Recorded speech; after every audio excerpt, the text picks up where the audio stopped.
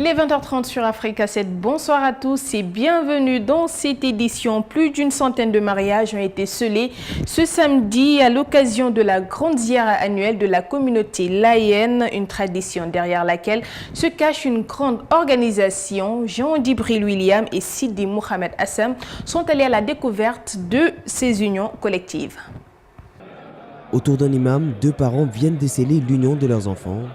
Ces petits groupes, il y en avait plus d'une centaine ce samedi dans la mosquée de Yoff Djamalaï, fief de la communauté laïenne.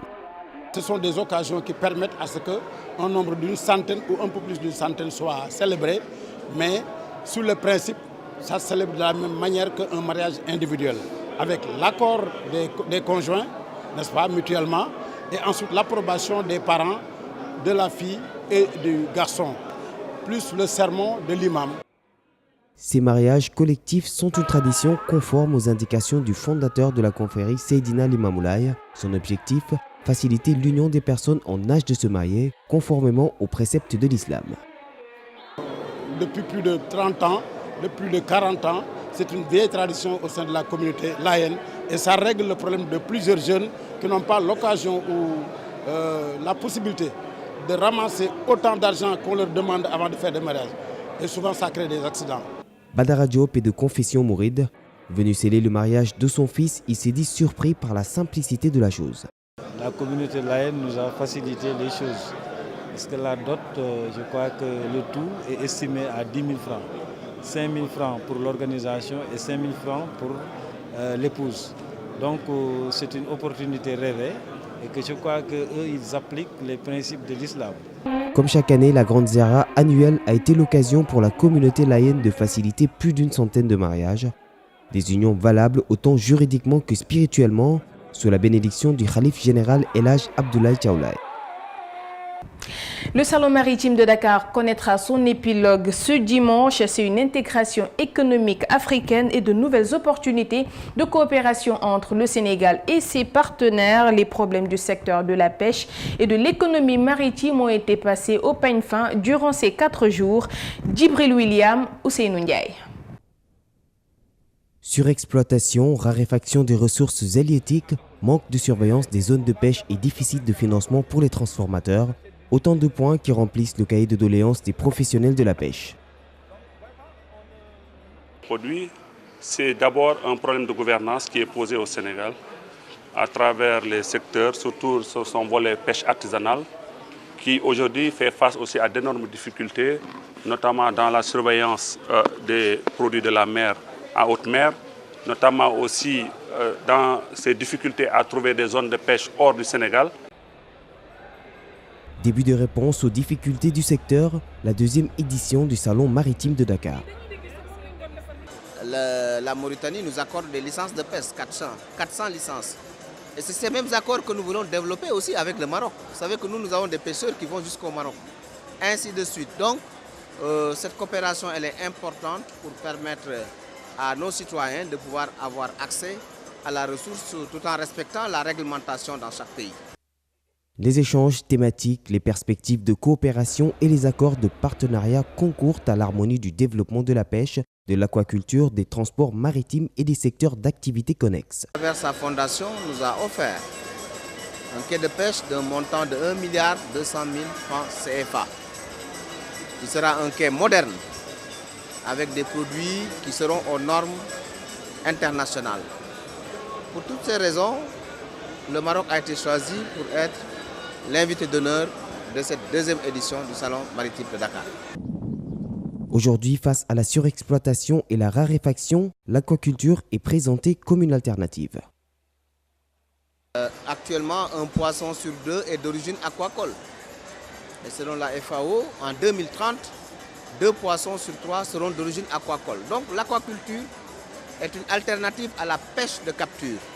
Évidemment, il faudrait qu'on développe cette pêche de capture, mais en même temps développer l'aquaculture. Du 10 au 13 décembre, le Salon maritime de Dakar offre à ses hôtes un plateau d'exposition et un forum thématique, entre autres opportunités. La participation du Maroc a été particulièrement saluée par les autorités sénégalaises. Le Maroc est l'invité d'honneur de cette deuxième édition du Salon maritime de Dakar. Nos deux pays renforcent leur coopération. Fatou Sissi et Ousseynou Ndiaye nous en disent plus. Un pavillon de 192 mètres carrés au centre de conférence Abdou Diouf de Diamniadio, le savoir-faire marocain exposé à travers la présence de 15 entreprises du royaume chérifien, une manière de marquer d'une pierre blanche ce deuxième salon maritime de Dakar avec comme invité d'honneur le Maroc. Aujourd'hui, on peut dire que le Maroc est devenu un leader en matière de gestion des pêcheries sur le continent africain. Et il est prêt à partager son expérience. Et d'ailleurs, nous avons déjà des partenariats avec les pays africains. Avec 3500 km de côte, le royaume chérifien a adopté une stratégie basée sur la pêche artisanale. Au Sénégal, ce secteur constitue une source de revenus pour plus de 600 000 personnes. La convention a été signée pour la création d'un point de débarquement ici à Dakar, Simoudienne, qui va faire profiter 15 000 marins de l'expérience marocaine. Le Maroc renforce de plus en plus sa coopération en Afrique. Il offre et explore les nouvelles opportunités. Nous sommes mis d'accord avec la partie sénégalaise de travailler sur certaines niches qui concernent donc la pêche, plus particulièrement la pêche artisanale, mais il ne faut pas oublier aussi la pêche, si vous voulez, industrielle. Et nous sommes mis d'accord, bien sûr, sur pas mal de niches qui concernent tout ce qui est logistique et transport maritime. La deuxième édition du Salon maritime de Dakar, une intégration économique africaine, le quai de débarquement offert par le roi Mohamed VI du Maroc au Sénégal va profiter à 15 000 marins. En bref, rebondissement dans l'affaire Serigne Mbaye Thiam contre les élèves maîtres. Macky Sall prend fait et cause. Pour son ministre de l'Éducation, le président de la République soutient entièrement son ministre qui est dans une logique de combat contre la non-transparence dans le secteur éducatif. Le chef de l'État réitérant sa position a déclaré que lui et son gouvernement ne sauront tolérer que l'avenir de la jeunesse de ce pays soit compromis par des comportements indignes liés à la corruption ou à la non-transparence. Ces propos ont été tenus hier à Tivaouane où il a procédé à l'inauguration d'un bloc scientifique dans le cadre des infrastructures du projet d'amélioration de la qualité et de l'équité de l'éducation de base. Toujours en bref, restons avec Macky Sall qui, sous sa casquette de secrétaire général de l'Alliance pour la République, invite les jeunes de son parti au respect et au travail. Il présidait ce samedi la 4e édition de l'Université républicaine. Le secrétaire général de l'APR s'en est aussi pris à l'opposition. Pour lui, tout ce que racontent ses adversaires ne représente rien devant les actes que lui pose pendant que les autres parlent. Il compte contrer leurs attaques avec des arguments appuyés par ses réalisations. La présidente de la COJER, Thérèse Faye, quant à elle, a réitéré la référence que constitue Macky Sall pour les jeunes républicains. Pour la 24e édition de la Foire internationale de Dakar, nous allons aujourd'hui parler des enfants. Et oui, ils en font partie, ils s'amusent bien avec ce manège installé pour la première fois au CICES. Un reportage de Papa Cheikh Ndiaye Diouf et Sanoussi Sané. Le jeton à main, les ceintures attachées. Le signal donné, c'est parti pour une course avec ces voitures tamponneuses. Les chocs sont parfois violents.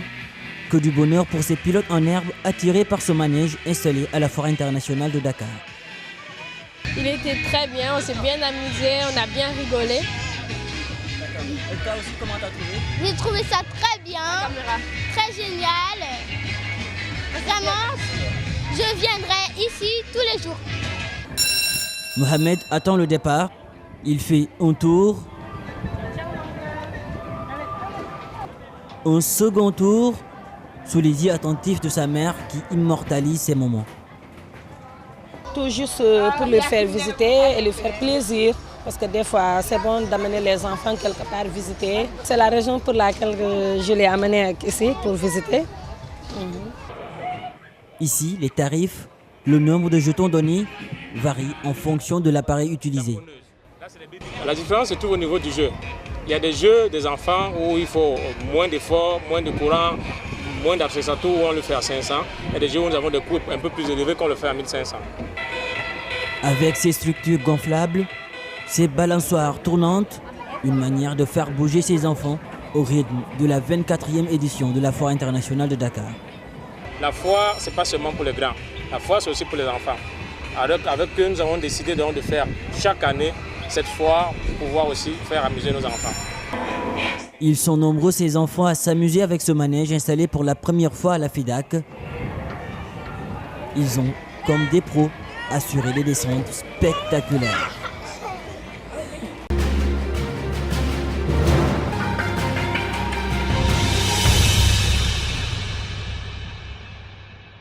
Place à présent à l'actualité internationale qui nous mène aujourd'hui en Arabie Saoudite où c'est une première pour les femmes de participer à un scrutin pour la COP21. Enfin, le projet d'accord exposé aux 195 délégations au Burundi, le bilan final des affrontements d'hier à Bujumbura a été donné par l'armée burundaise. L'un des fils de Kadhafi a été brièvement kidnappé avant d'être libéré vendredi soir. Les habitants de la Centrafrique ont marché ce samedi une manifestation contre l'éviction d'un candidat à la présidentielle. Le tout avec Fatou Cissé. Les premières élections ouvertes aux femmes candidates et électrices ont débuté samedi en Arabie Saoudite. Un scrutin perçu comme un timide progrès dans ce royaume conservateur régi par une version stricte de l'islam. L'Arabie Saoudite était le premier pays à refuser ses citoyennes le droit de vote.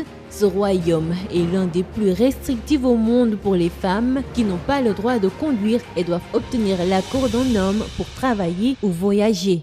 Samedi, électeurs et électrices ont dû choisir entre 6000 candidats hommes et 900 femmes autorisées pour la première fois à se présenter.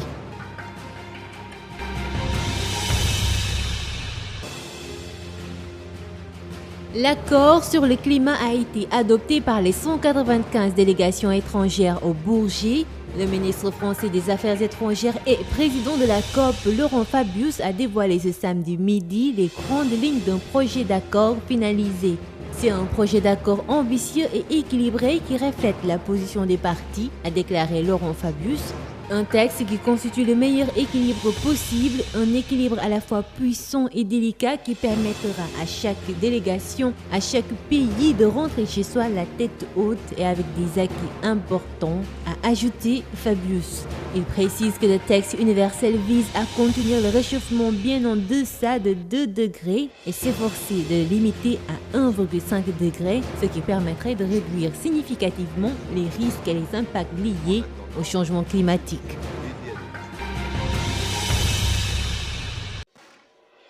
« 87 personnes ont été tuées dans les affrontements à Bujumbura au Burundi. Le bilan final des attaques d'hier est de 79 ennemis tués, 45 faits prisonniers et 97 armes saisies. De notre côté, 8 soldats et policiers ont été tués et 21 blessés, a dit le porte-parole de l'armée burundaise, le colonel Gaspard Baratuza.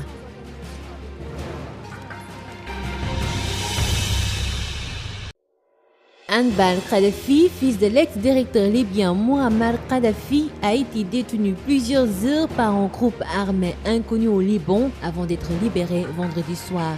Une source proche du dossier a affirmé qu'Anbal Kadhafi a été enlevé par un groupe armé dans la région de la Beka alors qu'il venait de Syrie. La Beka est un des fiefs du mouvement libanais chiite Hezbollah. L'agence d'information libanaise a affirmé que les ravisseurs réclamaient des informations sur Moussa Sadr, le chef du Haut Conseil supérieur chiite libanais qui avait disparu au cours d'une visite en Libye en 1978 lorsque Muammar Kadhafi était au pouvoir.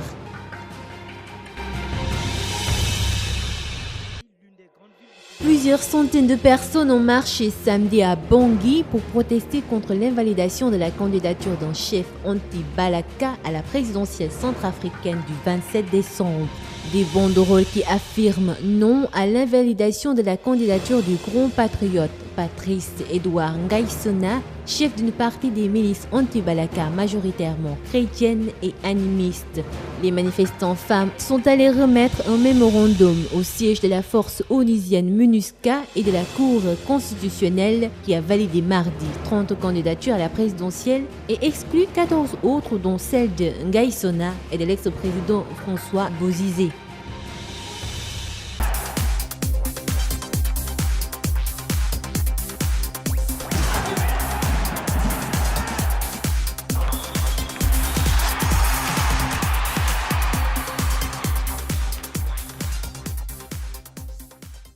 En sport, en bref, CAN U23, le Sénégal rate le coche. L'équipe nationale des moins de 23 ans qui jouait la 3e place qualificative pour les Jeux Olympiques a été battue par l'Afrique du Sud. À l'issue des 90 minutes du temps réglementaire, les tirs au but ont départagé les deux équipes. Le Sénégal a raté 3 tirs au but sur 4, là où les Bafana Bafana en ont inscrit 3 contre 1 de ratés. En inscrivant 3 buts contre Laval vendredi soir, le buteur Famara Diédhiou est devenu le premier joueur du Clermont Foot à réaliser pareille performance en Ligue 2. Pour le joueur, c'est une première dans sa jeune carrière. Famara Diédhiou rejoint ainsi un club très fermé au sein du Clermont Foot 63, car avant lui et du Gimont, seul Nicolas Aquin avait inscrit 3 buts en un match depuis que Clermont est un club de Ligue 2. Les Clermontois, larges vainqueurs du stade lavallois 4 buts à 1, peuvent remercier leur buteur Famara Diédhiou, muet depuis la 14e journée. L'attaquant sénégalais a inscrit un triplé, ses 14e, 15e et 16e buts en 17 matchs.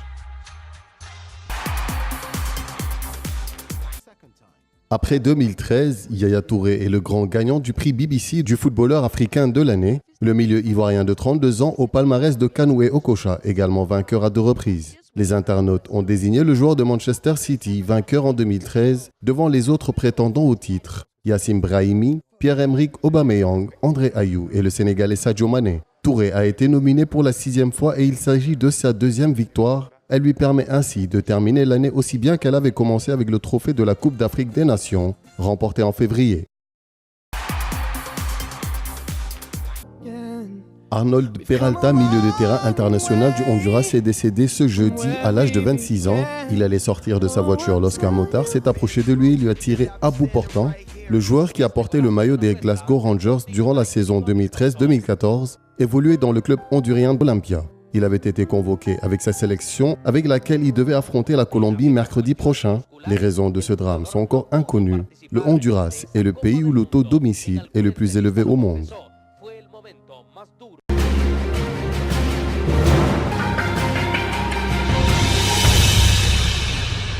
Et aujourd'hui, nous avons comme invité de rédaction Monsieur Aziz Rabat, ministre marocain de l'équipement et du transport et de la logistique. Il est également au Sénégal à l'occasion de la 2e édition du Salon maritime de Dakar, dont le Maroc est l'invité d'honneur.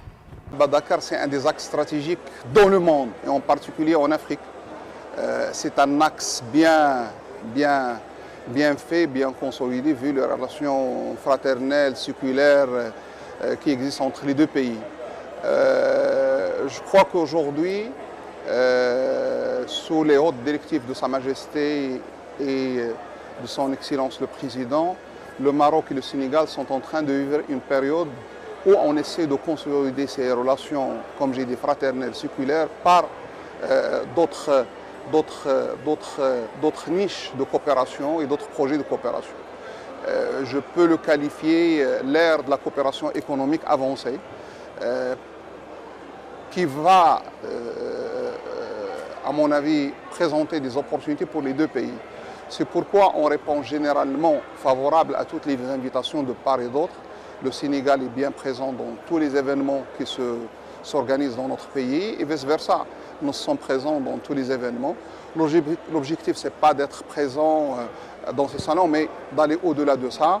C'est d'abord appuyer les initiatives de nos frères sénégalais, mais aussi de rencontrer les acteurs sénégalais dans les différents domaines, en particulier aujourd'hui dans le domaine de l'économie maritime et de la pêche. En plus des partenaires sénégalais, nous avons eu l'occasion de rencontrer même d'autres partenaires. Je fais référence aux partenaires ivoiriens, mauritaniens, burkinabés, ainsi de suite. Il y a des horizons énormes. Moi, je crois que d'abord, il y a la connectivité entre le Maroc et le Sénégal qu'il faut fluidifier. Deux, il y a des joint ventures à créer dans le domaine de la logistique, et plus particulièrement la logistique pour la pêche, surtout les systèmes de stockage et les systèmes de valorisation. Il y a aussi tout ce qui concerne, si vous voulez, l'exploitation des ports. Et on a besoin aujourd'hui d'avoir des systèmes d'exploitation avancés, sachant que l'industrie navale se développe d'une manière incroyable. Donc on a intérêt à revoir nos structures portuaires et même les systèmes d'exploitation. On a identifié bien sûr des niches dans le domaine de la formation, parce qu'il faut bien préparer les ressources humaines, sinon on va être dépassé par la technologie et dépassé par les systèmes modernes. Et on a bien sûr identifié, comme j'ai dit, des possibilités de logistique, même aérienne. Et voilà, c'est la fin de cette édition. Merci de l'avoir suivi. Les programmes continuent sur Africa 7. Excellent samedi soir à tous.